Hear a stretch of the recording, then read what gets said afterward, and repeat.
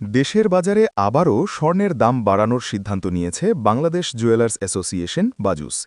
এবার ভরিতে ৩,২৬৬ টাকা বাড়িয়ে ২২ ক্যারেটের এক ভরি স্বর্ণের দাম ২,৪৭,৯৭৭ টাকা নির্ধারণ করেছে সংগঠনটি।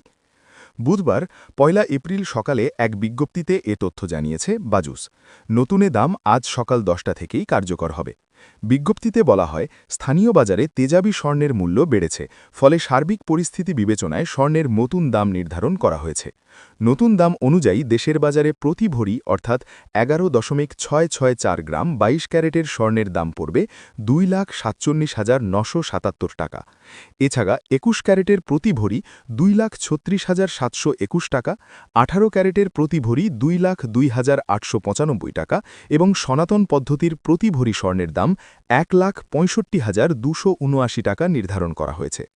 স্বর্ণের দাম বাড়ানো হলেও দেশের বাজারে অপরিবর্তিত রয়েছে রূপার দাম।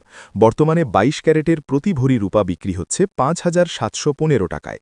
এছাড়া ২১ ক্যারেটের প্রতি ভরি ৫,৪২৪ টাকা, ১৮ ক্যারেটের প্রতি ভরি ৪,৬৬৬ টাকা এবং সনাতন পদ্ধতির প্রতি ভরি রূপা ৩,৪৯৯ টাকায় বেচাকেনা হচ্ছে। এ নিয়ে চলতি বছর এখনও পর্যন্ত দেশের বাজারে ৩০ দফা সমন্বয় করা হয়েছে রূপার দাম, যেখানে দাম ১৭ দফা বাড়ানো হয়েছে, কমানো হয়েছে বাকি ১৩ দফা। আর ২০২৫ সালে দেশের বাজারে মোট ১৩ বার সমন্বয় করা হয়েছিল রূপার দাম, যার মধ্যে বেড়েছিল ১০ বার আর কমেছিল মাত্র ৩ বার।